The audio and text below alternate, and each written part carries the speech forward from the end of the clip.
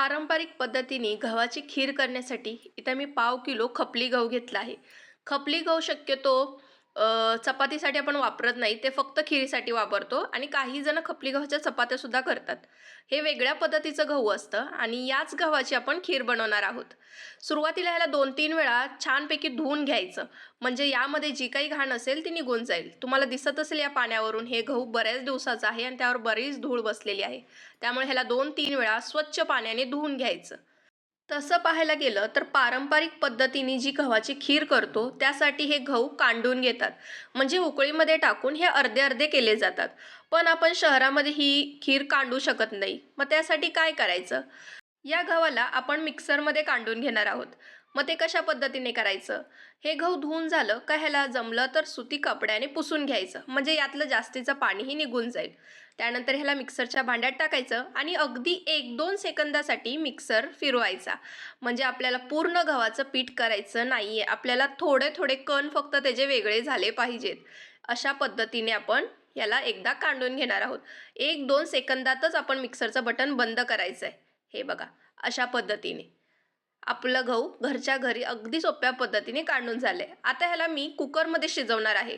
शक्य झालं तर तुम्ही कुकरऐवजी पातेल्यात सुद्धा शिजवू शकता. कुकरमध्ये ही प्रोसेस फास्ट होते, पण कुकरमध्ये गहू शिजत टाकल्यानंतर बरंच पाणी कुकरमधून बाहेर येतं, कारण आपण ह्याच्यात जास्त प्रमाणात पाणी घालणार आहोत. त्याचबरोबर मी इथं 1 वाटी पातळ चिरलेलं ओलं खोबरं घातलं आहे. ओलंच खोबरं घालायचं आणि तुम्हाला हवं असेल तर तुम्ही हे खोबरं खिसून सुद्धा घालू शकता. अर्धा इतपत आपण हा कुकर भरणार आहोत. लो फ्लेमवर 4 ते 5 शिट्ट्या करून घ्यायच्या. फ्लेम हाय करायची नाही. लो फ्लेमवर खूप छान पद्धतीने हे गहू शिजतात.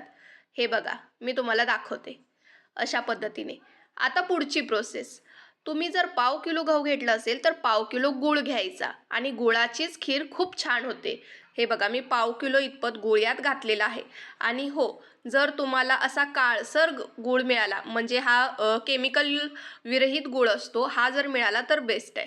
त्यानंतर यात चिमूटभर मीठ घालायचं आणि तुम्हाला हवं तेवढं यात दूध घालायचं. आपली खीर पूर्ण शिजलेली आहे, पण थोड्याफार प्रमाणात गूळ मिक्स होण्यासाठी मी यात दूध घातलं आहे, तेही अर्धा लिटर.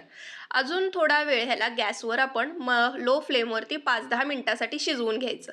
हे बघा, अशा पद्धतीने आपली खीर दिसते. आता तुम्ही ह्याच्यामध्ये वेलची पूड घालू शकता आणि तुम्हाला हवे असेल तर ड्रायफ्रूटसुद्धा घालू शकता.